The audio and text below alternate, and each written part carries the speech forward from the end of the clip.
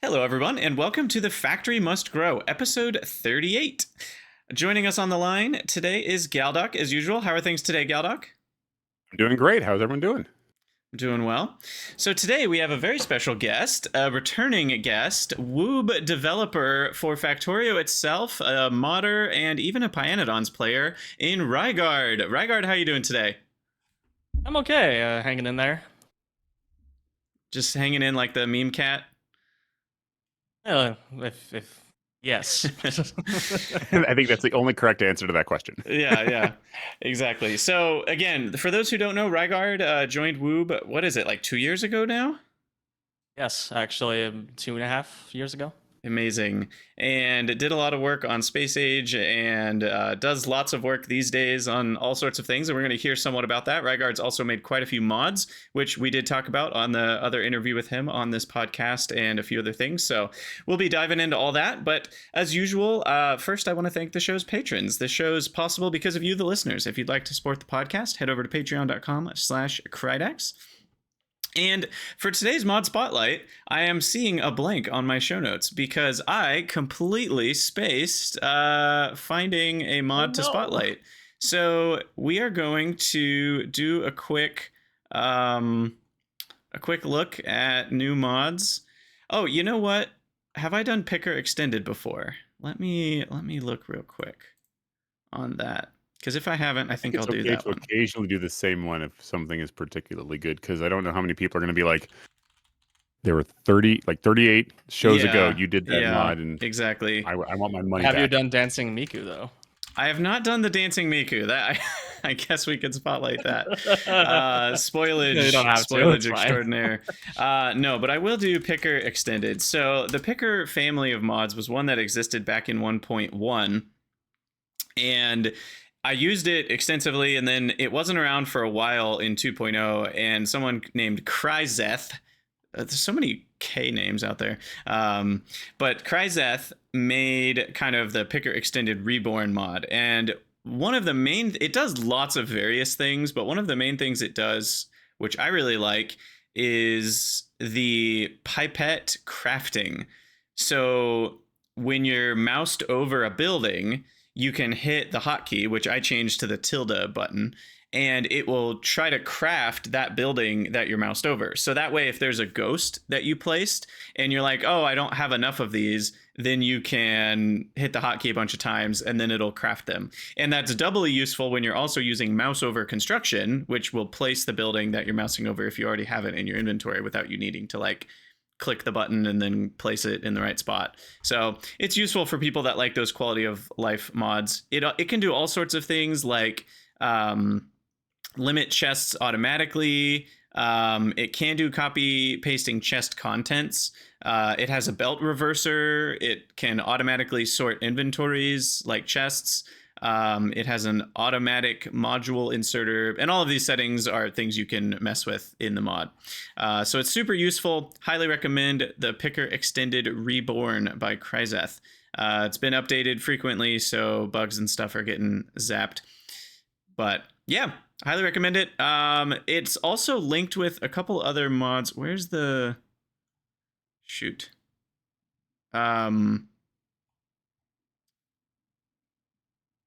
Picker Extended. There was another one. I guess you're supposed to get Picker Dollies, but somewhere there was a list of some of the other functionalities that used to be in Picker Extended. Kryzeth left out because other mods are now doing them. And they had a list, I thought, maybe not in the Picker Extended page. Weren't the Picker mods Nexila? Wasn't Nexila the one that made them originally? Yeah. It was originally by Nexila. Green says that this person forked stdlib. Her standard library. Regardless, I do recommend the Picker Extended mod, if only for the pipette crafting, and some of the other things like inventory sorting and chest limiting can be really nice. So we're going to move on, though, to our main topic, which is all about the Factorio 2.0 release. So, Raiguard, last time we had an interview with you, it was, I don't remember exactly where in the FFFs, but it was before Space Age was out. And so, what I'd love to start with is just kind of a little bit of a post-mortem by you on like how did the Space Age release go for you and in your opinion, and like how did it feel, and just kind of what were the vibes for you and the team, stuff like that. So I'd say overall the Space Age release went fairly well. It wasn't perfect. As you know, we had the LAN party about a month before the release. And going up to the LAN party, I was actually really nervous about the state of the game because it didn't really feel polished and complete. But the LAN party confirmed to me two things. One, there were some things that we had to really work on really fast. For example, there were some Gleba problems that we needed to solve like immediately that involved a fairly extensive change to the Gleba progression. But on the other hand, the game only crashed one time that I can remember for the whole group. Like there was only one major problem in the entire game. So on the one hand, I was like, yeah, some of the content still needs to be refined. But on the other hand, the engine was actually already in a super stable spot, and it made me really confident in the release. So it was a bit of a mixed bag. So then leading up to the release itself, it sounds like things like were going pretty well, and as you got closer and closer you felt more and more confident. Once it actually released, how did you feel about the reception and what people were saying about it online and that sort of thing? I was really happy with the overall reception, and we definitely shattered our all-time player count by like multiple times because it was a very hyped up release. But there were, I don't remember what I was going to lead into, so I'm going to make something up. I'd say the overall reception was pretty good. There were some people who weren't a fan of the more like... Ooh, something in my throat. How dare you interrupt me? I lost my train of thought. Thanks, Galdoc. Sorry. There were people who... It's gone. It's gone. There were people who didn't. There were people who weren't a fan of the more like gamified aspects of it. For example, like they weren't a fan of being forced into specific play styles on Vorgora and Gleba, especially. They're like, oh, I just want to be able to stamp my city blocks and not have to think about the terrain at all. And there's so many people who were completely anal about the cliff explosives change. Yeah. Because we were forcing you to actually be like, okay, let's not just reuse the same blueprint for the 6 millionth time and actually like make our factory a little better. But I don't think the cliff explosive change was all that bad because the cliff generation is so much better now than it really is. Yeah. I remember I was always a cliffs off person before Space Age, and in 2.0 in my first Space Age run, I was like, all right, we're going to do full vanilla, everything normal. And the cliffs, as advertised, were actually helpful. They actually helped me defend against the biters rather than... I was about to say, I literally used them. Yeah. I used them to my advantage. They were like walls that just could not be destroyed by the biters. It was great. Exactly. It finally felt like they played a place. However, I do think there's a little bit of that, though, that's valid, that like Space Age, and this is not even on our show notes, but the Space Age changed... In some ways, it did change the experience, kind of like, of how much it forces the user into. Like you're saying, like some people didn't like that they were forced into having to care about the terrain on these other planets before they could get the cliff explosives, or maybe they didn't like the spoilage, or maybe they did, or maybe the interplanetary logistics, or they didn't like quality, or whatever it was. And to some level, that's fair because Factorio 1.1, I feel like, was a much smaller experience, and therefore more of it was sandbox. And more of it was kind of up to the player how they wanted to engage with the content that it had to offer. Whereas Space Age does have a bit more of that railroading of like, oh, if you're on this planet, you have to do it this way. Or even things like you're only allowed to make stack inserters on Gleba. You can't make them on any other planet. So those sorts of things were a bit more in that direction. So I don't know. I don't really have a question in there, I guess. But I just think they changed a bit. Because I think that the various planets have their own, I don't want to say gimmick too loudly, but it kind of is. And I think that's good because I think one of the things that I was looking forward to, like before 2.0 was even a thing, I was like, I want more logistical challenges. I want more things that make me think outside the box, get me outside my comfort zone, give me something new to feel here. Because I've played a lot of Factorio. I've been through the vanilla experience a whole bunch of times. I've done a whole bunch of mods. And being able to like when I ran into Gleba, that brick wall was very satisfying to break through. I never quite got off the planet because my playthrough did die out, but at that time I was playing it, I was having a blast trying to figure out how to solve the problem of spoilage. And the top-down sort of, if you want to call it the production cycles of Fulgora, those were really, really interesting logistical challenges that made me have to rethink how I approached the game in the first place. I agree with that. That was why I was so excited for Space Age, because you have mods everywhere that just add more of the same. Like, I'll bring up Pyanodons as an example. Like, Pyanodons does have some unique aspects, like the turd recipes and the some other things that kind of extend on the vanilla game. But for the most part, it's just a boatload of recipes. Whereas Space Age was able to add actual new game mechanics like spoilage and like heating and Fulgora lightning to a lesser extent to spice things up. And I agree with you. Gleba was my favorite planet in Space Age to play because I kept thinking that my factory was in a good spot, and then I would leave, and then like an hour later, I'd come back and find it was completely clogged again. Happens like 6 or 7 times. Gleba is incredible. It just completely broke my brain and in a really good way. Yeah, my sentence for Gleba would be like fun to fail.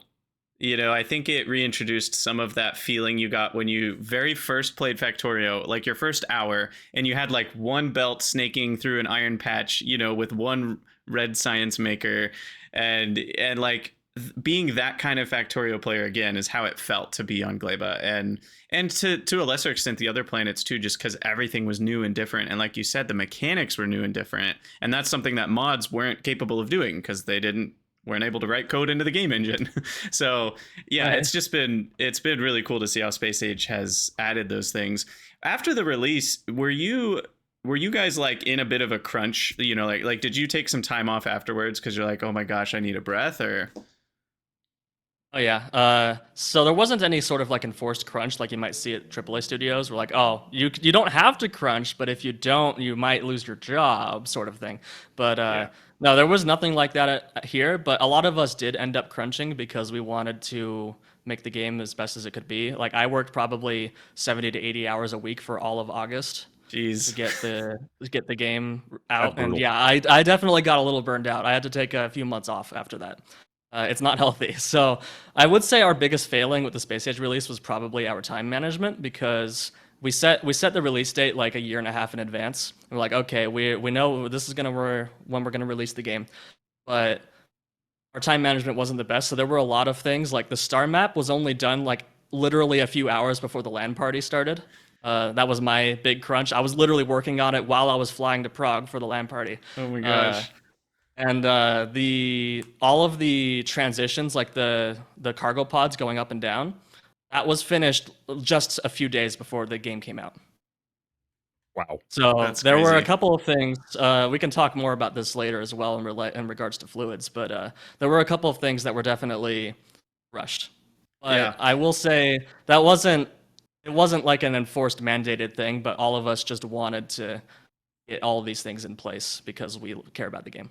I was gonna say that's literally what it sounds like when you're talking about a passion project. And this one had dollar signs attached to it, but nonetheless, it was still a very passionate thing that you guys made. So yeah, kudos. Yeah. But That makes sense. With the release, did you feel like you wish the release date had been later because of that, or are you still kind of like it worked out? I don't really think so, because the problem with not having a release date is it doesn't encourage you to get things done. You can just get into this development hell where you just keep making things, you just keep slowly tinkering away at things, keep refactoring things. That's why we were like, okay, a year and a half ago, we're like, okay, we need to set a release date and just Yeah. get it done. No matter what state it's in, we got to get it out, because if we don't, then we're going to have another situation where 1.0 doesn't come for 10 years when it was meant to be in 2014. Yeah, early access games, it's almost a new type of development, what you're talking about. I feel like a lot of games are just in that perpetual early access cycle of like we keep adding things, they keep getting tinkered with, but the game's never really like stamp of approval finished. So That was I do another like that. was another enormous difference between the way that Wiba did it before and the way that we did it for Space Age. Was with Space Age, it was all completely internal. Instead of having point releases and community feedback and incorporating it through the development process to 2.0, we just did it all at once. And I think that was a good thing for the most part, because if you saw the state of the game like 3 or 4 years ago, it is very different from what it is today. So we were able to just try a bunch of ideas and see what stuck, and we threw out entire mechanics that just didn't end up working well. Yeah, that makes sense. Whereas if it was a like early access sort of like progressive implementation, then if we like added X feature and then removed it later because it wasn't working well, some people would get mad at us. But since you don't know what they were, you can't get mad at us. Right. But I can be curious. I will not ask, but I am now very curious about what got left on the chopping block there. But I know what you mean. I'm thinking of one specific thing. I could probably tell you, but I'm not going to because it's understood. Whatever. Yeah, don't risk it. But when it comes to companies that end up on that development treadmill where they are going over and over and over, someone mentioned Star Citizen, but I was thinking of 3D Realms and their Duke Nukem Forever fiasco, where they live by the when it's done is when it gets released sort of mentality. Yeah, I think there is something to having a release date, even if things end up being not exactly what you planned when it released, as long as, yeah, I'm going to say this very carefully, you do exactly what Whoop did, which is to say, we're going to keep working on this. We're going to keep developing this. We're going to keep, curating this and making it, if I've heard the notion that there is no good bug. Like basically, if there is a bug, you have to fix it. Like the number of acceptable bugs is essentially 0. Not like we look at this thing and say that's an okay bug. If there is a bug and it's caused by this thing, it's more likely to get rid of the thing than to leave the bug in place, as I'm to understand it. I'm sort of speaking from just conversations I've had, but I think that's a good way to be. There's also the opposite extreme where you have something like Cube World, where Cube World had an alpha that was incredibly good, and I love playing it. Like it's just, even though it's an alpha, it has like maybe 10 hours of content. I played that for way more than 10 hours because it's just so fun. But then the developer of Cube World spends multiple years behind closed doors, not posting anything, just working on his game. And then he eventually releases it, and it's trash. Like he completely scrapped everything that made the alpha good, and the final game is not good at all. And that's why you sort of need to find a balance between like sharing info and getting community feedback and doing things in-house, because you can have the extreme where you just do things that players end up hating and loathing, or you have the situation where the game never gets finished. Cracking into local maxima is not good. That sounds like what happened there. It was a travesty. It's really sad. Dang. Well, so I guess the question that I've got is how has bug fixing been since release? Like since we're talking about bugs, like what's been sort of the vibe? Like I've noticed that there have been a few more questions from some of the development team of being like, okay, so what do community people want? Which has some comments about the state of the game in terms of how many bugs are left in or how much work there is left to do before it feels like it's in a solid state to move forward. Right. I'd say the bug fixing's been fairly uneventful. There were a couple of times where we had to post hot fixes because we messed something up, but it hasn't been anything completely disastrous like save corruption or That's something that completely broke everything, like the 0.16 incident where all the train signals broke and caused that one little child to never want to play Factorio again. Have you heard about that? No, what happened? I've not heard this story. Okay, so 0.16 is like somewhere in the .50 patch range for 0.16. Wiba put out an update that broke all train signals. They all just stopped working. So trains were suddenly just ramming into each other at top speed and blowing up, and it was incredible. There was this guy who played, I can't remember if it was a son or daughter, so I'll just say their child. They were playing the game with their child, or I think it was a son. So they were playing the game with their son, and the son loved watching the trains go around. So one day, like, hey, I want to watch the trains. So they boot up Factorio, and he loads the game, and all the trains explode. And it traumatized his son so bad that he never wanted to play the game again. Oh my goodness. Oh no. Terrible. He was like 3 or 4. Really funny though. But Wow, It's so that's sad. crazy. But yeah, we haven't had anything on that level. But you are right that we are getting to the point where we do still have like 7 pages of assigned bug reports, but the open bug reports are down to 3 pages, 2 to 3 pages, and a lot Nice. of Small size on those, I'm a sorry. lot of the remaining bugs are like really niche and or really hard to fix, and a lot of people won't run into them. So it's Yeah. in a pretty good spot now. I mean, what's crazy to me though, like I felt, upon release, the first bug fixes started pouring in, within, days of Space Age coming out. And often there was like 20, 30 bug fixes on the changelog.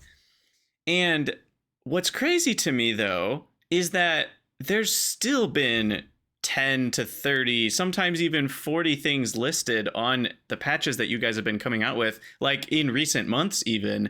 And I'm like, how are there still bugs? Like, it's crazy how many, because of how complex this game is. Like, you guys have fixed hundreds and hundreds of things since the Space Age release, and people are still finding things that aren't right. Like, it's crazy to me that they still exist, even. Not as a testament to like you guys aren't doing your job, because like again the changelogs are filled with dozens and dozens of bug fixes that you guys are working on, but somehow there's still more, and that's what blows my mind. I'd say there's two sides to that. On the one hand, Factorio is an incredibly complicated game. Like it's deceptively complex. People look at the art style and be like, "Oh, it's just a 2D sprite-based game. How bad could it be?" No, Factorio's code base is incredibly complicated, and there's a lot of moving parts to the simulation, and so there are tons of edge cases that can pop up. But the other side of that coin is, like you said earlier, we put a lot more effort into fixing bugs than most developers do. There's a lot of things like, this certain modding feature doesn't work if you use it on a Fortnite on a Steam Deck on Linux. Well, our kind of mentality is, oh, we should probably fix that. But other devs might just be like, that only affects you, so whatever. So that's another reason why there's so many bug fixes, because a lot of them are super niche things that most developers won't even bother to fix. I will shill for my particular bug that I'm aware of that still hasn't been fixed, which is the parameterization menu being red even for valid inputs. That one's been in the game for a couple months now. I'm not gonna name any names, but basically there's a certain person who has control over that part of the code base, and he hasn't fixed it yet. Okay, and I'm sure there's a lot of prioritization there, but I do have a question about parameterization in general, because that's a feature that went, especially upon launch, and I know a lot of things have. There were a lot of changes to parameterization in the days and weeks, even like right after Space Age's launch. Is that a feature? And I don't want to start a whole, I'm sure there's like wars internally, because I know they even talked about parameterization being a feature they almost didn't even put in the game in the first place. And that was a debate even among the dev team that they mentioned in an FFF. And so I know that that's kind of a hot topic, but I'm just curious, what are some of your thoughts on parameterization? And like, was it helpful for the game? Do you think players have like appreciated it? Do you think it was a little underbaked? I don't know. I don't like it. I think it's too complicated, and I think it's too programmer-ish. Instead of being a game, it's more like a spreadsheet. So I would not have added it if it was up to me. Interesting. Yeah, no, that makes a lot of sense. Because even as a user who appreciates it, I've kind of been on both sides of the coin. Like I can see both sides from a design perspective, but like there are some times where being able to use it is so nice to be able to paste a blueprint and click one icon, and that icon gets applied to 14 things. That is a breath of fresh air from having to like redo that 15 times. So there's a part of me that's like, I almost wonder if it could have been, I'm just spitballing here, but almost like an official mod that's not turned on by default, but is included as packaged with the game. So like players could enable it if they're an advanced player who wants to like look into it, but it's not just kind of enabled by default. I don't know if that may not even be feasible, but I think making it an opt-in feature, I don't think it would really change anything, because you only really see it when you're making a blueprint. It's one tiny button. So I don't think it really needs to be an optional thing, but I will say that like I have used it in the past and it's been nice, but the amount of problems that it has versus the amount of problems it solves is not worth it to me. It's like there's a lot of things that just don't work, and there's a lot of limitations. There, it sounds like the impact to bug ratio has not been worth it to me. that makes sense. Speaking can't of, say I've loved it for the times that I've made stuff with blueprints. They have with the parameterization. It's been clutch. So yeah, I'm glad it's there. And it is. It I'm has a sorry few they caused a whole lot features. of bugs though. yeah, for sure. Luckily, I don't have to fix them. Yeah, so on that note, speaking of stuff that you fix, I know, back from the FFF days, you were the one that made the big post on the fluid system change. So when looking at especially like modded playthroughs that have even more fluids than vanilla Factorio does, which is now a lot higher than it used to be with space age fluids, these changes, the fluid system changes from the fluid that actually flowed around to the kind of entire pipe system having kind of one fluid level and input and output rates being proportional to that level, combined with the fluid extents, so pipe systems can only be so large. That's kind of revolutionized Factorio. That's a core system of the game that is now in a very different spot than it was in 1.0. How do you feel about those changes in retrospect? So the fluid segments themselves, I think, are the right choice. I do regret removing pretty much any thought involved in the fluid puzzle. If you saw the state of the fluid system when I decided to rewrite it, you would agree that it was needed. In fact, I can probably shed some light on that. So basically, with the legendary machines, it was physically impossible for pipes to feed the machines quickly enough. So what ended up happening was, instead of fixing the fluid algorithm or making, like, what I would have liked was to just make a larger tier of pipe, like ducts, like fluid must flow, that could have more throughput. So it would actually be an interesting challenge to like hook up your high throughput pipelines. But the design requirement was fluid system should work this certain way, and it's not, so we want to hack it to make it work. So we increased the volume of all pipes by 10 times. So every pipe was 1,000 fluid instead of 100. And that fixed the problem, but it was not a good solution. It caused ginormous amounts of buffering to happen, and it made oscillations a lot worse. Yeah, I was going to say the sloshing gets worse in that case, right? Yes. And it was not in a good spot. So I looked at this and I said, nobody else is even willing to touch the fluid system because they've tried it in the past and got burned by it. Like, nobody was wanting to do it. So I said, I'm the greenie, I'm the new guy. I'm the only one who hasn't been burned by this yet, so I'm gonna give it a shot. So I'll go get burned now. I'll take my turn. Yeah. So the initial implementation was I plan on doing a write-up about this at some point because it's a really fascinating history. But the initial implementation was a little bit different than what you see today. And this was one of the things that the LAN party shed light on. So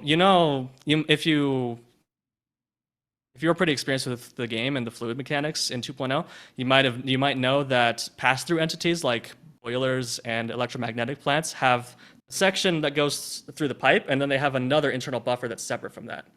And that's necessary in the current system because the proportionality of the rate transfer is required to balance the fluid consumption between multiple machines. So if you didn't have that buffer, then the first machine to update would get the most share of fluid, and it would be completely unbalanced and not a good experience. So that's why that internal buffer is there. But in the initial implementation of the fluid segments, every machine had that internal buffer, including machines with discrete directions. So you'd have your chemical plant, and it would have arrows going out, but those wouldn't actually mean anything. Fluid could go both ways, and there was an internal buffer in the chemical plant. What this ended up doing was, because the arrows had no meaning, you could actually have a chemical plant. So you have your chemical plant with two fluid outputs, right? You could connect a pipe to this output, connect a pipe to this output, and it would flow through the chemical plant. Oh. So they would be the same pipe. They would be the same segment, even though they had directional arrows saying, hey, it's only outputting. And would that even count towards the extents limit? Like the two segments if they were separate pipe systems on both sides?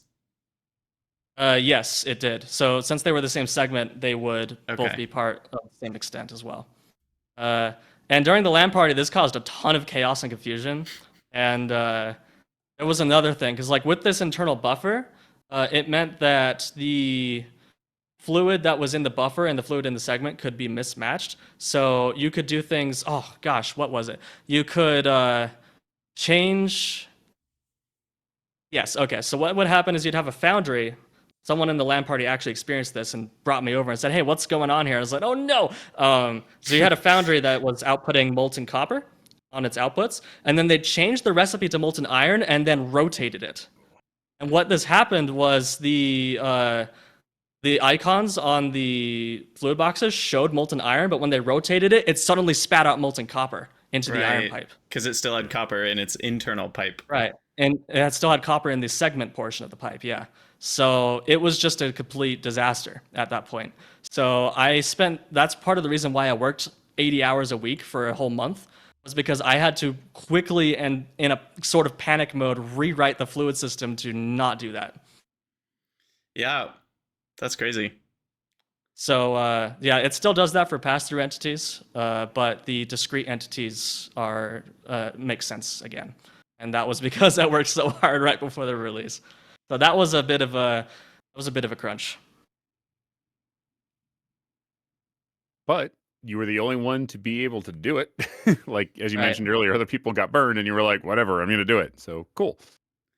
And it's very appreciated. I think the new fluid system, as much as I had my qualms about losing the actual flow of fluids, and there was something organic about that I still miss, I think the new system is just by and large so much better. And it's enabled, I think what I like about it is it's enabled more possibilities. Because before, because of the nitty gritty of how fluids actually flowed around, it wasn't really possible to make slushy pipes, as people are calling them now, the like multiple pipes into the same network, but then you filter pipe out into different networks. So being able to have filters on pumps and the new system being able to flow fast enough, and because it sucks the whole pipe system dry at the same time, you can actually empty out a pipe segment. Now we can do so many more things that I think are actually really cool with the new system. So as much work as it might have been, I think a lot of us really appreciate it. I think the new system's really cool. Yeah, thank you. I will say that at the LAN party, I was a little bit dubious, especially since I realized I had to do this sudden rewrite. But part of the thing that gave me motivation was Nilaus came up to me personally and said, "Hey, thank you for the new fluid system. It's great." And I'm like, it feels so good now. Well, I don't always agree with Nilaus's build style, but I like him as a person a lot. He's a nice guy. Yeah, I could never quite get my head around the old fluid system at all. So when this came out, I was just like, okay, I'm in. I'm on board. Like I understand that everyone had different views on this, but that was something that I personally really, really appreciated. So yeah, like I said, go ahead. I also do lament the loss of all of the like emergent behaviors, I will say, of the old algorithm.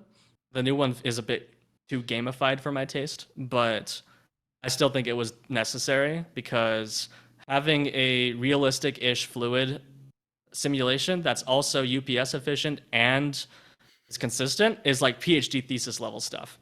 Yeah. And I don't even have a bachelor's degree, dude. The other thing, that I was going to add that I think the new system has really helped with is just, it's not a barrier to players, because the specifics of the old system required you to find stuff on the wiki. Like, what's the actual maximum throughput of a pipe? That wasn't listed in the game anywhere, and there was no way for you to know that. And also, like, what were the priorities? Like, if I had a pipe flowing past one building and then past another building, which building gets the fluid first? It wasn't always the same answer. It depended on which pipes you built first or in what order. And, like, I think those types of arcane pieces of knowledge were not helping new players understand the mechanics. Now, on the other note, fluids often didn't need to flow fast enough for new players that it mattered. But once it started mattering, players were running into issues where they couldn't actually figure it out without going online. And so I think the new system is far more understandable without needing external help. And I think that's a net positive for new players for the game. Yeah, the new system it just works most of the time. There's a few exceptions. It just works. It just works.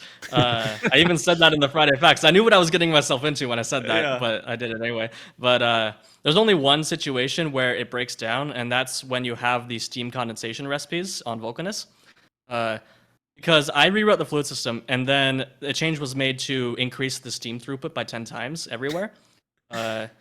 After that, and there wasn't enough communication between me and the person who did that. So suddenly you can have a legendary chemical plant that's outputting like 9,000 steam per second, and that goes over the maximum limit of 6,000 per second per connection that I designed into the fluid system. And so even to this day, you still can't get full throughput in that recipe with legendary everything. Right. And it's not just 6,000.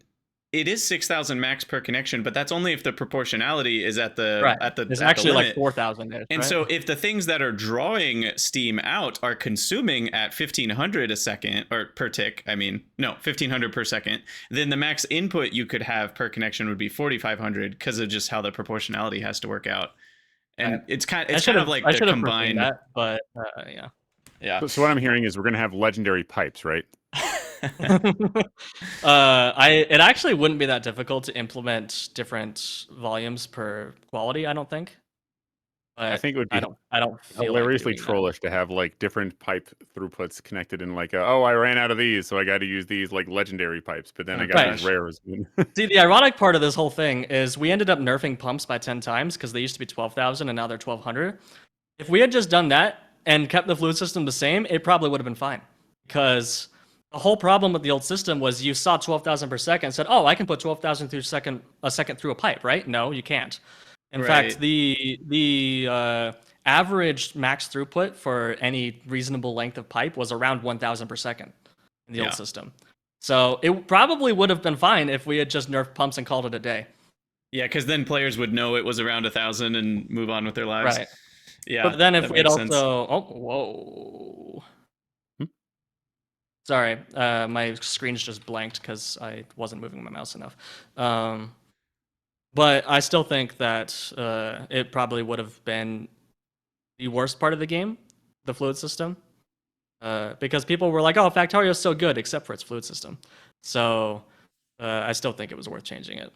Yeah, I mean, and I agree. Like, I actually ran into a problem when I was playing a Bob's Angels playthrough, like way back in the day. Like, I couldn't figure out how to get the fluids to work because I couldn't feed my buildings. But I mean, I think where it is now, fantastic. But like, so like in terms of your work over the last few months since Space Age released, like, what are you generally in charge of, and what does that process look like for you in a work cycle? Like, if you know, is it bug fixing? Is it working on new stuff? Obviously, we can't ask certain questions, but like, what does it look like to in terms of what are you in charge of?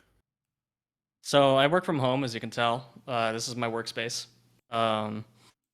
So basically, my day in the life of a Factorio developer is I wake up at 7 a.m. for my weekly meeting, and then I half asleep through the whole meeting, and then I say my bit, and then I go back to sleep after the meeting, and then I usually wake up around noon, and then I work for like this is the office, right? I work for like 5 to 6 hours, and I don't usually end up working 8 hours a day because I have a terrible work ethic. So then I work for 5 to 6 hours, and then I spend the rest of the day watching YouTube. Okay.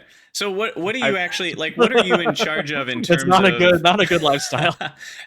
Well, you said you're trying to fix your sleep schedule, so you're Saying on that the to right two track. streamers, it's okay. We feel you.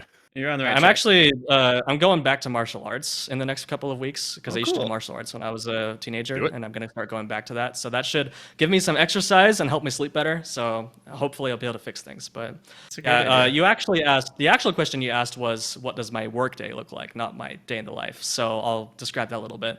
Basically, ever since the Space Age release, we just bug fix mode. So we just go to the forum, we find any bugs that are within our possibility of fixing, and then we assign it to ourselves and we fix it. I have probably like 7 or 8 bugs assigned to me right now, most of which have to do with the fluid system. Most of which are not easy to fix without breaking things. So that's why they're still assigned and not fixed. So I go through the bugs. I'm also working on some other things that I can't really tell you about.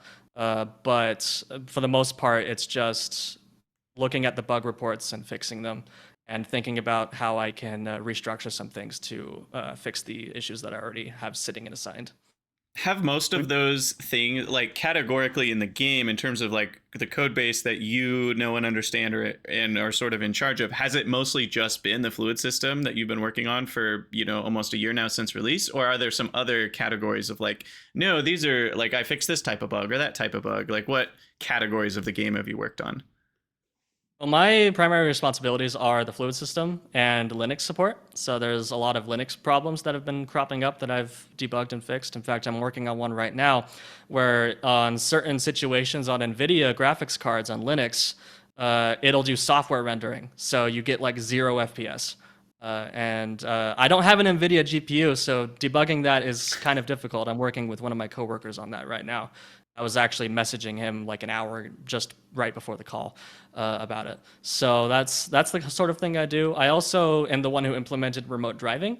Actually, that was the first thing I did after getting hired was, hey, can you go implement remote driving? Okay, so that was the first thing I did after getting hired.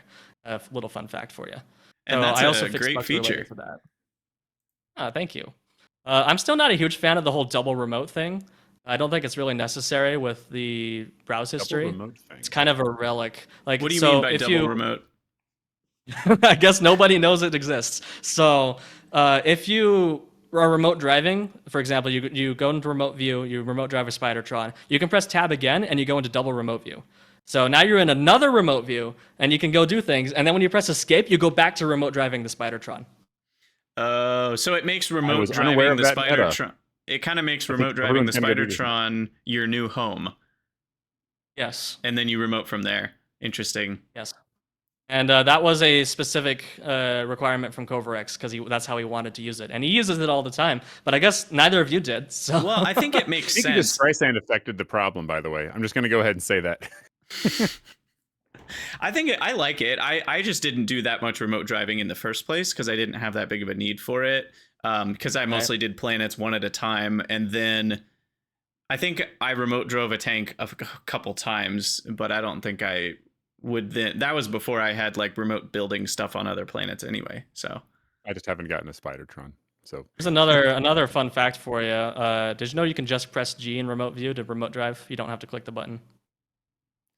I don't think I tried. I think so. Yeah, I think I put that in my tutorial. Yes. A lot of people think you have to go click the GUI and then click the button and then close the GUI. No, you just press G like you're a character and it works. That's Does it so I have was to cool. really be I'm in I the get middle so of your surprised screen? when people don't know. No, you hover over it with your mouse and then you press G. Oh, interesting. I do want to add that there is a bug where you can't Fred Flintstone a car remotely, or not a car. Sorry, a train remotely. Oh, This is that's not a bug. It's not a bug. But it's funny to me. You that it can't, literally, Actually, you like, can't ghost Flintstones. It used to Yeah, work right. that way. When I implemented remote driving, I implemented really? it super nice and clean, so it just worked with Flintstoning. But then someone was like, this kind of sucks. So I had to add an if statement to say if you're in remote controller, just don't do anything. Yeah, that It's makes very sense. specifically disabled in remote view. Makes sense. That makes It makes a sense. lot of sense. I'm also So- glad that people know what the word Flintstoning a car means. Yeah, we got to keep it alive. I'm a bit of an old soul. I grew up. I know a lot of cultural references from millennial and baby Era. boomer era because I have pretty old parents, so I know a lot of of that kind of stuff. Yeah. So when you released Space Age, you've been cracking down for a while to get all this stuff done, and then you took some time off, and then it's been bug fix mode. What did modding look like for you, kind of right towards the release of Space Age and right after? Because you've got quite a few mods that are pretty prevalent in the community, like Rate Calc and Recipe Book and some others. So were you like eager to get those ready for 2.0 and ready, or were you like, oh my god, I don't want to look at another piece of Factorio code? Where were you on that spectrum? So I'm definitely getting there where my modding output has decreased substantially because the last thing I want to do after working on Factorio for 7 to 8 hours a day is work on more Factorio. I never used to understand that because my dad would always say, oh, the last thing I want to do after sitting at a computer for work all day is sit at a computer some more. And so now I kind of relate to him because when I'm done working, I usually sit there. That's my hangout space. So this is my work area. My brain is in work mode. I can't really play games at my PC anymore because it's work. Like if I'm sitting here, I'm in work mode. But anyway, what was the question again? Oh, just ADHD tangent. Sorry. exactly. Just about modding and like how did that Right. go kind of around the Space Age release? So I had a few mods, like editor extensions and rate calculator specifically, were already ported to 2.0 like a year before the release, because the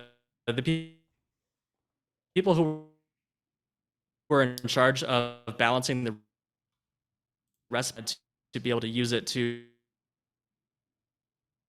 balance the game. So rate calculator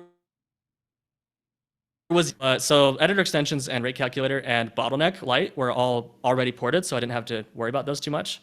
But sorry, Krydax, you seem to like breaking up. Can you hear me okay? Yeah, sorry. I don't know. You were cutting out a little bit, but I think we're okay now. Your live stream and your Discord preview are both like frozen for me right now. Yeah, I think we're back. Okay, cool. So sorry, you were talking about rate calculator. Yes, so some of my mods are already ported, but most of them weren't. I first prioritized my quality of life mods, all the ones that made sense anyway, and I got most of those done except for Recipe Book within like a month or two. But Recipe Book took a lot longer because I was really uncertain about which direction I wanted to take it. In fact, you know this very well. I was flip-flopping between the Factoriopedia style and the FNEI style, and you kind of wanted the FNEI style, but I didn't give it to you. Sorry. I like what we have. But oh, thank you. But so I flip-flopped on that for a while, and I was also kind of hoping that I wouldn't need to do it because I was kind of sick of working on Recipe Book because I'd already rewritten it from scratch 3 times, and I was doing it a 4th time for 2.0. Didn't want to do it again. But I eventually ended up doing it because, as you know, Factoriopedia doesn't have any way to filter it by what you have unlocked. So I started playing Pyanodons, and Factoriopedia was freaking useless. So I was like, okay, I need to finish Recipe Book, and that's what actually motivated me to finish it was my Pyanodons playthrough. Exactly. And you know, when you have all this new energy from sleeping well and doing your martial arts, there's still a feature or two for Recipe Book that I'm eager to see. Like it putting, like, when you search a word like iron, it just puts all of the results in one big block, like FNEI does, rather than you have to select all the different actual categories to get to like iron plate versus iron, alloy, molecular, whatever. Oh, so you want the categories when there's no search query, but when you enter a search query, you want the categories to disappear? Exactly. That would actually be fairly easy to add. Yeah, I thought I had put that officially in a request somewhere, but maybe I didn't. Maybe you put it in my Discord, but it got lost in the Discord black hole. Yeah, I can't remember if I made a GitHub or not. Anyway, it's very minor.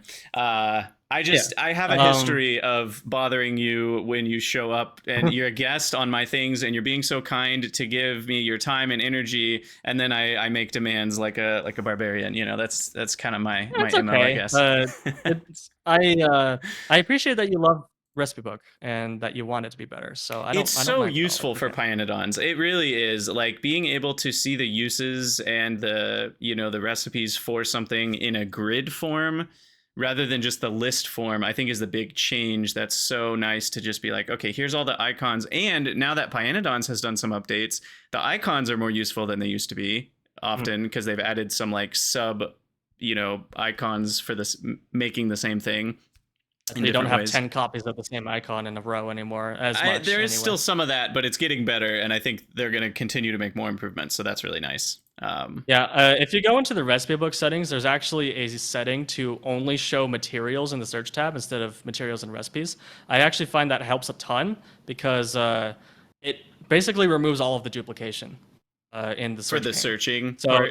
So you just search for iron plate. It just gives you the iron plate item. It doesn't give you any of the recipes that say iron plate. Then you click on iron plate and you can view the recipes. Just like, it's kind of like FNEI actually. You search by material and then you see a list of recipes. The Recipe Book can give you sort of that same workflow. Yeah. And I think that works much better for Pyanodons from my experience. Awesome. So that's the kind of thing that go ahead. Factoriopedia just doesn't have. Because Factoriopedia doesn't have any settings. So if Factoriopedia wants to be useful for mods, then it's going to have some settings. I still have an open bug report about Factoriopedia that was assigned to Pard that I'm hoping someday will ever be fixed. Hurts. Yeah, there is hope on the horizon. I've been talking with Pard a lot about Factoriopedia over the last 6 months, and there's some hope for some things getting added. So yay! Okay, excellent. So with modding, are there any are you kind of hoping that your mod presence is just kind of maintaining the ones you already have, or do you have some new ideas that you're cooking up but you just haven't gotten to make yet, or where are you at with kind of the future of that? I'm mostly in maintenance mode. Because like I mentioned, the motivation to mod is a lot lower Yeah. than it used to be because of my job. And I knew this would happen, but it's still kind of sad. But like you said, I think once I get a bit better work-life balance, my motivation will increase instead of decrease. So I think my modding productivity will actually go up after I start getting good exercise. And I've also been starting to eat better. Like I've cooked every day for the last 3 weeks. It's great. Congratulations. Oh, wow. Instead of You're a just hero. reheating stuff. Thank you. Far better than I am. It's been like my favorite meal right now. Little tangent, sorry. Is you just take some salmon, you spray like avocado oil on it, you put the salmon on tin foil, and then you put lemon pepper and garlic salt on it. You wrap it up in tin foil and throw it in the oven for 20 minutes, and it makes Sounds just amazing. the juiciest, most delicious salmon you'll ever have. That sounds And I really good, combine that actually. with asparagus. We usually do, the way we'll do it is we'll put the salmon, same kind of idea. We'll put it in I'll set the oven to 500. And then when I put it in, I actually drop the temperature to like 375 or whatever. And I just let the temperature drop as it's sort of in there cooking. I found that that helps. It may be a thing to That's try. nice. Yeah, I think my modding output will increase, but for now I'm sort of in maintenance mode. There are a couple of ideas I have floating around that I want to try. Oh, Something that has been really just eating away at me is every mod, like Panadons, for example, that adds some way to void stuff. Voiding's too easy. Like, you can just throw it in, like in Panadons, you can just throw most things into a burner and it'll just delete it, or you can throw most fluids into a sinkhole or a gas vent and it just deletes it. So my idea is you can still void things, but the voiding process creates a certain kind of pollution that will damage nearby entities. Oh. Constantly, like constant damage, based on this sort of pollution spread. So what this will do is like you can still void stuff, but you have to like think about how you're gonna void it and like design your factory so that your flare stacks or whatever are like in a separate area that's specifically designed for it, instead of just being able to throw a flare stack at the output of a building when you want to void that specific thing. Kind of like got real some life. questions about that? Yeah. So like would this would have to be sort of governed by runtime scripting, because as Yes, I'm it would. to understand it, there's only one pollution per surface, and that point has been driven home by everyone who's asked for more. Yeah, thankfully, I think it would probably be okay because you only have to update it like once. Like you can like have a This is chunk an iterator nth thing and- for sure. Yeah, it's an nth thing for sure. Yeah, but I think it could work, and I really want to try it, but I just don't have the time right now. Yeah, it's a cool idea because it would, you could also have certain entities that are immune to taking damage, right? Which would be like the flare stack itself. Mm-hmm. That wouldn't make much sense. I mean, I guess you could, but it would be maybe a higher threshold or something. But then, yeah, then you could also have like scrubbers somehow, so that you could like you could keep your pollution contained in one area, and then you have to keep it safe. Because there is already stuff Right. like hard mode, Panadon's hard mode, but that's all about just not voiding things in the first place. And I like this idea of you can void, but there's some downside to it. It adds some interesting interplay there. Right. Yeah, I think there was- Nolius has some stuff like that, where it's really difficult to void stuff, but I don't know the details behind that. I know when I was working on Galdox manufacturing more actively, I ran into the problem of what to do with like things to void. It was going to be down the line. I never actually got to the point where you were going to need this, but one of the solutions I was going to do was you essentially only had a handful of things that you could void, and only in certain areas. And if you wanted to void something, you literally had to do some processing on it to turn it into something that could then be voided. So like you couldn't just Right. void all items. You had to like do something to it. I'm sure I that's think been that's done what in other mods. hard mode but- does too. Yeah. Oh, is that Yeah, what it is? Okay. Yeah, and that's how Nolius was a bit more like, we actually built, I say we, it was Anachrony, it was one guy, but like he built specific chains that were, it's like the core of the game was actually designed around like how do you get rid of chlorine, like what's the process for that look like. Hard mode in Pi is a little bit more like we just have ways to utilize something so that it can be turned into something else, and it's up to you to kind of like boil everything down to either something that can be burned eventually in an oil burner or something that can be used in a process you're doing. But it's a little bit more of like a pick your path situation than I think Nullius, where it was part of the core game design was actually these voiding chains. Anyway. Right. Like in Pyanodons, in my playthrough right now, like I chose the Moondrop turd that lets you just print nitrogen. Uh-huh. So I don't need, or I think it's nitrogen. It might be Carbon methane. dioxide. Carbon dioxide. Yes, that one. You can just print CO2. So whenever I have something else that makes CO2, I just throw it into a gas vent because I can just print it whenever I want. Whereas if I couldn't just do that, then it would be a lot more interesting. I kind of regret not playing hard mode actually. Yeah, I don't know. I've heard some things about it. I will say, as just again, we're totally ADHD tangent, classic. But Pi hard mode does a lot more than just the no voiding stuff. There's a lot of other changes that they make too. That quite a few of them make the game harder. It is called hard mode for a reason, and all that to say, it wouldn't necessarily be like, oh, it's like a no voiding normal run. There's some other things that hard mode does too. To make it harder on top of that. But yeah, that's one of my ideas. There's also some stuff I want to do for Krastorio that's beyond just bug fixing. Ooh. But like for example, recently there was there goes the sun. Recently there was a addition to the API added that will allow me to convert the Krastorio wind turbine into solar panels. So that you no longer will have any issues just placing tens of thousands of wind turbines. So that's something I'm gonna change. But I also, a couple of years back, actually, I was messing with the concept of, instead of just having the transceiver that you charge up at the end with just raw electricity, the transceiver would be a crafting machine that would craft the Singularity tech cards. So it would be called a Singularity generator, and then. But the gimmick of this would be it would have to constantly craft. You couldn't stop. If you stopped crafting, then it would break, and you'd have to go through a whole process of reinitializing the Singularity before you could start crafting again. Oh, that's cool. But that never came to fruition. I do like that idea. That sounds fun. I'm a big fan of setting up a processing chain that has to be maintained and has to, in a sense, be fed.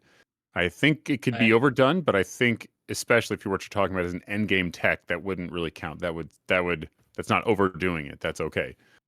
Yeah, I would. It's Krastorio, so I would want to keep it relatively simple because it's Krastorio.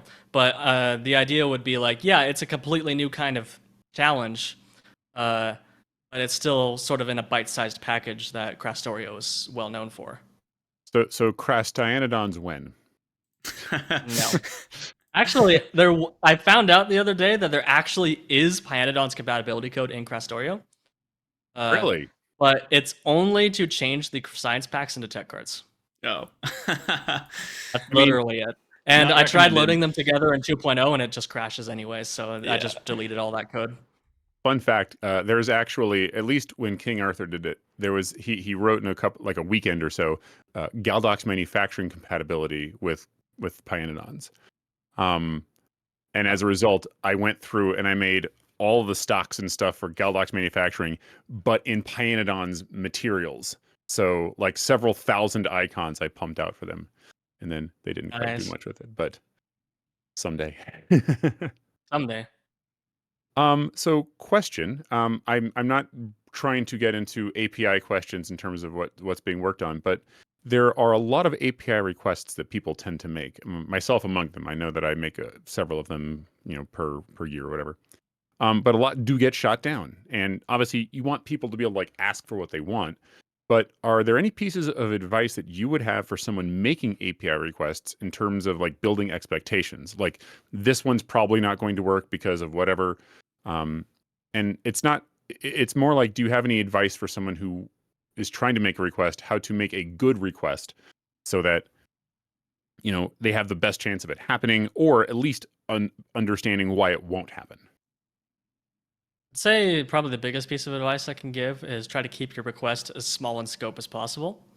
Because if you just say, hey, let me add compound entities with engine support, you're like, okay, that's like a 3-month endeavor on our side.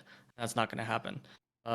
Whereas if it's like, hey, give me some more knobs that I can turn on this specific entity so that I can make my compound entity work a little better, then that's a little more reasonable. I will also say that a lot of people are susceptible to the XY problem when it comes to modding API requests. So I would make sure that you thoroughly go through and make sure that you actually know what you want from the API before you ask for something. Yeah. Because we can add what something. What is the XY problem?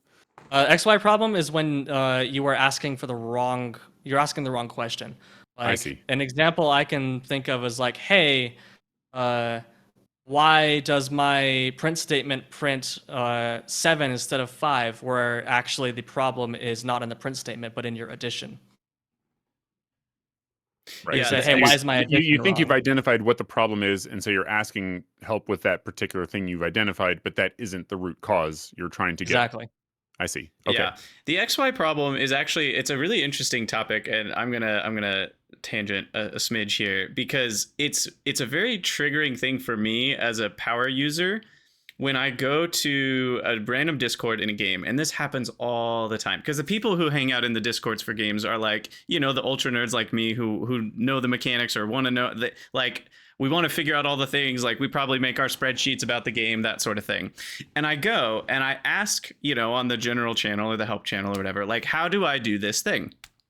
And rather than getting an answer, it's oftentimes, and I think this is because a lot of people who play these games are actually developers who are trying to like help other people write perfect code or whatever, but they don't give me an answer. They just say, well, why do you want to do that? You should be doing this instead, blah, blah, blah. And I'm like, don't gatekeep. I just want the answer to this so I can understand the system. Even if what I'm doing is a non-optimal solution, I'm asking for help on that solution. Now, obviously, Raiguard, this is a little bit of a tangent because what you're talking about is actually making a request of a team to make something for you. So you do want to make sure you have the exactly most efficient request there, and you do actually want to be X-wide to death to make sure that what API you're asking for is actually the fix that you need. So that's a very good system for that. But when someone's asking for help, and you XY problem them into oblivion and just say, you don't actually even know what you want. Like, here, let me tell you how to do this other thing that, and it's like, bro, I just wanted help on how this system works. Like, and that's as someone who taught math and was a tutor, like telling someone else like, oh, you don't actually want the answer to that question. Here, let me tell you what else to do. Like, that's not helping people. So I just wanted to give a PSA out there for like, you know, if you're trying to help someone, don't XY problem them unless it's actually a system where their accuracy or having the perfect answer is the important thing. Because sometimes I'd say for situations like that, it's probably better to do a little bit of both. Like, hey, here's the answer to your question, but why are you doing this? Right. Like, give them the answer they're found- looking for, but also get them to think like, hey, maybe there's a better way to approach this thing. In that's something that I've seen on what I'm gonna go ahead and say good Reddit threads. They're bad Reddit threads where they're just like, you know, don't do this thing, and it's like, hang on, I didn't tell you the whole details. I'm doing it. Don't try to gatekeep me, as you say. But like, it's the what are you trying to do is a great question to ask, and what are you trying that's to the do? Constructive, you know, moving forward thing. Yeah. And in video games, like in this context, I'm mostly talking about what I'm trying to do is have fun, play a game, you know, and like, and maybe learn something about how the system works. But like, often the assumption that people trying to quote unquote help make is that other people are playing the games with all the same values as them. You know, Galdoc and I talked about the role of frustration in video games, and like him and I both, and we're just two people, but we have very different even thresholds on like what's frustrating and why is it frustrating. So what am I optimizing for when I play a game? What's fun for me is different than what's fun for someone else. If I'm optimizing for iron plates per second, maybe there is a better way to do it. But what if I'm optimizing for, I just think this thing is cool and I want to build this thing, and then someone else is trying to tell me like, well, you actually should put the inserter here instead, and I'm like, but that's not what I'm even optimizing for. Right. Yeah, there's definitely a balance to be had for sure. Anyway, I'm sorry, that was a total tangent. The most generic advice is probably just remember everyone's human and try not to be super harsh with them. even Yeah. if you have to do it 10,000 I times. demand to see the manager. Yeah. Well, sometimes you have to do that, but that's another story.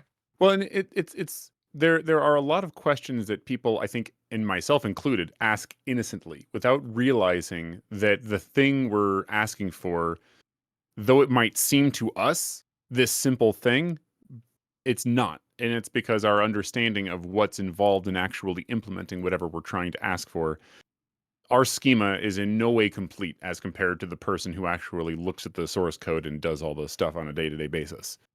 Right. And this, one of the things that I came across just, I can't remember how many weeks ago it was, but I was reading something and Resetting had, I'm not sure how to say that, was replying to someone in the forums, and they were essentially talking about they had to revalidate the game world in some way after Lua events fired, and that is a fairly expensive thing to do very commonly, and is one of the big reasons that adding events is not it's not a trivial ask. Like it's possible to say, hey, there is this event that we would need to hook into, or using a trigger or something, but understand that there is like, it would have to be something, as you've said just a minute ago, like narrow in scope, and it wouldn't, like, you have to be careful of that knock-on effect of having to revalidate stuff. So that's sort of kind of what I'm thinking of when I was asking that. That's sort of, I don't know, let's say Adding insight. events is particularly challenging because, like you just said, every time we add a Lua event, we have to spend an extensive amount of effort making sure that we check literally every single possible error case after that. Because you can have a Lua event where it's like, oh, I fired a bullet from my gun. It created a script trigger that spawned an entity, and when that entity spawn event happens, they deleted the whole surface. So like, because Lua scripts can do literally anything. Yeah. So you have to validate the entire game, basically, or at least everything that you are working with in the code every time you add an event. That's crazy. There is a way around this, and that would be to make the event a little bit more dumb, and like you can't have Lua objects in them, but then they would all be processed and fired at the end of the tick. And some events do that. Like, for example, the controller changed event actually fires on the end of the tick or even the next tick after that, because it was logistically infeasible for us to add the event in line with changing between remote and character controllers, because there's just so much logic around that in the game engine.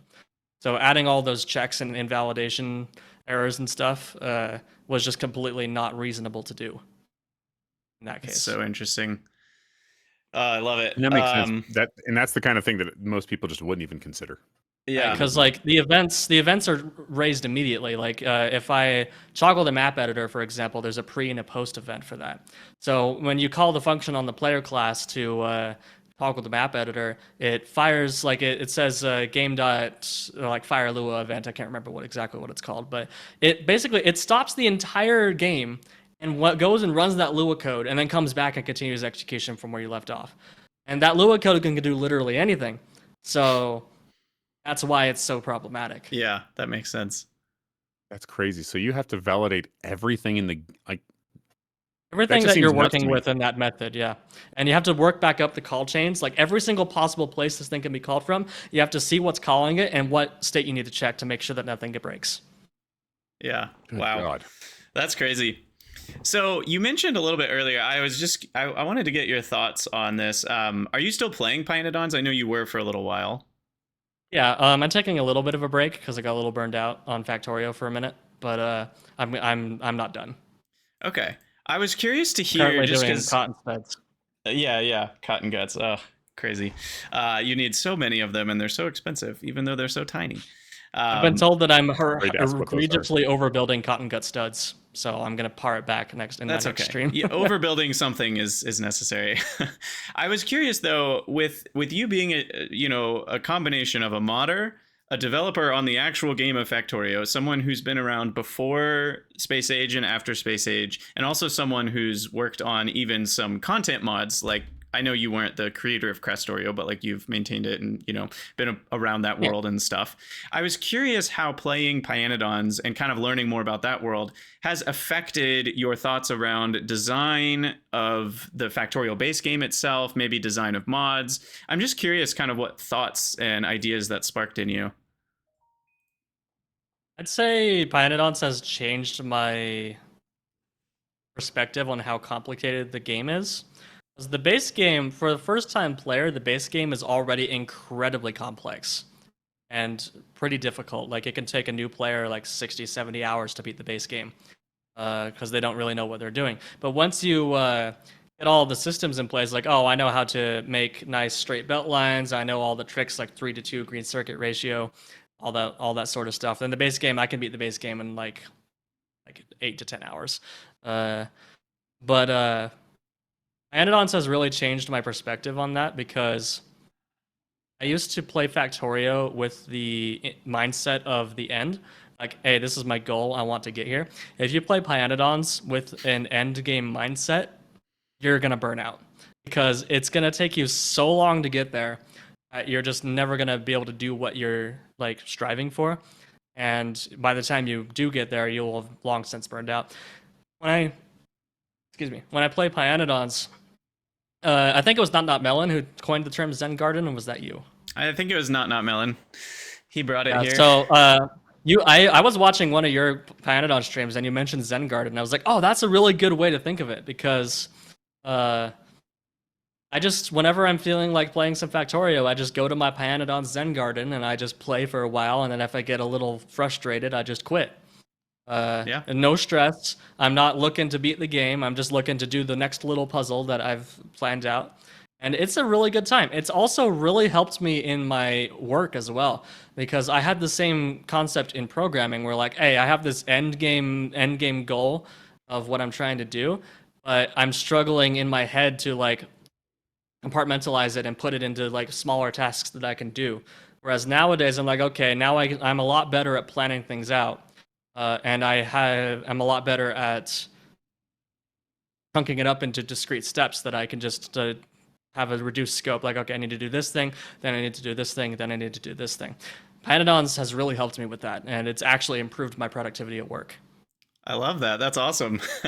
I mean, it really, you know, Pyanodons is such a big thing that like to do it for fun, you have to take a different mindset. You know, like it's such a different ballpark. It's not about the instant gratification that a lot of games are. Even Space Age in some ways, you know, is very much like, oh, we need flashy new weapons and new enemies and beautiful new surfaces. And like the game is wonderfully designed, but in many ways it doesn't require you to just bang your head against a wall for dozens of hours because most people don't want to do that. And so to have fun, but banging your head against a wall. I've never banged my head against the wall in Space Age for dozens of hours. Don't know what you're talking about, ever. Yeah. Talking about. Well, not compared to Pyanodons is all I'm getting at. They're different. So all that to say, that's cool to hear. It's very different, yeah. Well, we probably need to wrap up soon, but Raiguard, I did want to hear just, are there any other kind of general things you have found really interesting in the last, you know, year of development on Factorio, or anything you want to share with us? I'd say I'm really happy to have this job, and it literally is a dream job. I'm very grateful for the position that I have. But I'm also looking forward to in my future career, because, you know, this job's not going to last forever. And seeing how different teams do things differently. Like there's a lot of things that Wuba does really well. There's a lot of things that Wuba does not very well. Something I will specifically call out is we don't take good notes during our dev meetings. So or actually we don't take any notes during our dev meetings. So a lot of the times we will talk about something and then a week later everyone's forgotten what we decided to do.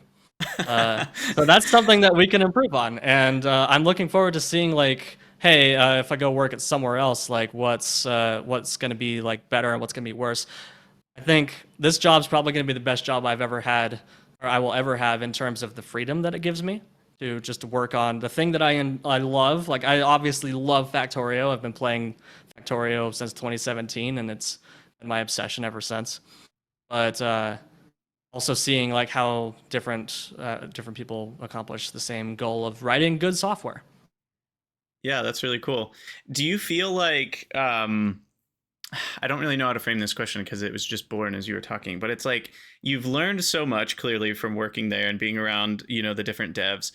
Are you feeling like and maybe this is, this is such a kind of question you may not even be able to answer right now, but it's what's coming to my head is like whatever the next thing might be, whether that's, a few years down the road or 10 years down the road, whatever, however long you work on, I don't know how long Wooba's even going to exist. These are things we can't know, I guess, to some level. But whatever the next thing might be, do you already have something in your mind of like the type of thing you might want to work on? Or are you still kind of like, I don't know what I might want to do next. I just know I want to, keep learning more about software and be involved with something cool?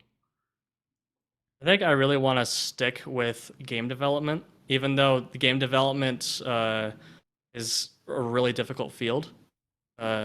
Especially with all the like AAA companies with all their layoffs and garbage and treating the Right. developers like trash, and so God. it's a really difficult field to get into. But I love it so much. Like I love making fun systems that are performant and mostly elegant to use. Like that's just what I love. Barring that, I want to work on Linux stuff because it's a really big passion of mine. Daily driving it since 2021, and the more I can contribute to the ecosystem of Linux, the the better it'll become, and the more people will be able to use it as their daily driver. Especially since Windows 10 is becoming end of life pretty soon now. Yep. Lots I of want thoughts on to that. make the alternative platform the best it can be. So that's the second thing. But there's not very many situations where you can get paid to work on open source software. So Yeah. that's kind of a pipe It's dream. hard. That's Oh, hard. in the meantime, or maybe Valve. I would like to work at Valve. That'd be pretty freaking sweet. I don't know if they do remote work, so That's cool. yeah, it's Thanks for not. sharing all that. I'm gonna say like it's. I'm not saying this because I'm in imminent danger of losing my job or anything. I'm Right. just thinking like 10 years ahead. Yeah, no. And that's all I was asking about is kind of like, yeah, what kind of person are you? And even in some ways, having this job, you've learned more and more about the kind of person you are and what you like and what you enjoy. And obviously you're in the job you're in because you enjoy it. And that's just a really cool space to be in. Yeah, I'm having And the if time of my life. I have a totally random question. You Oh, mentioned that you were going to do martial arts. As a martial arts teacher, I am very curious what you are maybe going to study. Is there like what are you thinking about? What are you considering? That kind of thing.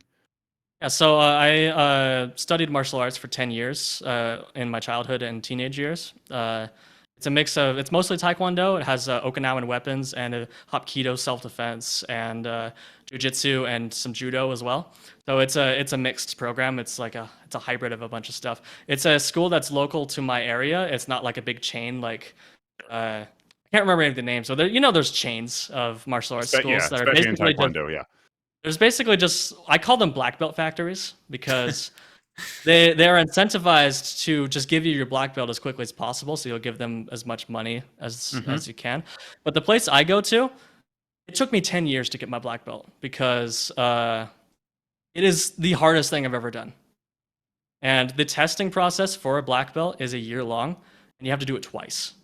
Jeez. So it's I love it, but It's the Pyanodons of karate. so I already have a Taekwondo. black belt in the system. So what I'm gonna be doing is I'm gonna go back and start teaching again. And but there are also multiple levels of black belt that you can achieve. So I think I'm gonna start working my way up.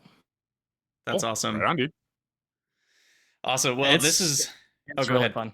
Yeah. I never did martial arts, but my friend did, and I always remember thinking like, man, that's so cool. Maybe someday I'll have to get back into it. Yeah, do it, dude. I will say, like, the biggest advantage it gave me, well, there's two things. One, I never really went through that teenage awkward phase of your limbs are longer than you think they are, so you're constantly bumbling and running into stuff. Because I was always doing martial arts, I always knew exactly how long my limbs were. So The hidden benefits. I never went through that phase, which was awesome. The other benefit is that if I hadn't done martial arts, I wouldn't have a right arm anymore, because I was in a really bad car accident 10 years ago. And the passenger side door where I was sitting got peeled back, and we smashed against a canyon wall. And before I took martial arts, my instinct was to flail my arms around. My right arm would have gotten chopped off by the frame of the car. But since I took martial arts, my instinct was to do this. I pulled my arms in. That's the only reason I still have a right arm. There you go. Wow. That's intense. That's a crazy story. Yeah. Yeah. Do martial arts. It's great. So do martial arts is the whole point of episode 38 of this podcast. And then I was flung from the car, and I did a backflip and ran on the side of the wall before catching the driver and landing in a hero's pose. I wish I was that cool, dude. Oh man, that's awesome. Well, thank you so much for being here. We're gonna wrap up episode 38 of The Factory Must Grow here. Raiguard, thank you so much for your time. It's been really special having you on. Yeah, it's been my pleasure. It's a lot of fun talking to you. Thank you. Yeah, and Galdoc, as always, thanks for being here too. Good to hang out with you. Indeed. No, this has been great. I very much enjoyed this conversation. So thank you so much for coming on, and thank you for having me. Yeah. Enjoyed by all. As always, for you, the listener, first and third Monday of the month is when we stream the podcast at 11:30 a.m. Eastern Time, which is 3:30 p.m. UTC. And I'll always update the Discord if that's going to be on a different day or time. And if you have any questions, ideas for topics, or ideas for guests, I do need more guest ideas. I've gone through kind of a lot of the initial like content creators and people that I have any connections to. So if you have an idea for a guest, or someone that you know that is either a developer or even a content creator, or someone in a game development space around strategic or automation gaming, let me know, and I can potentially reach out to them and see what happens. So head over to the Krydania Discord and let me know there. I'll put a link in the description to that, and a link in the description to all of Galdoc stuff and such as well, and Raiguard's channel for his mod deving stuff and things like that. So thanks for listening, and we'll see you next time. Always remember, the factory must grow. Take care.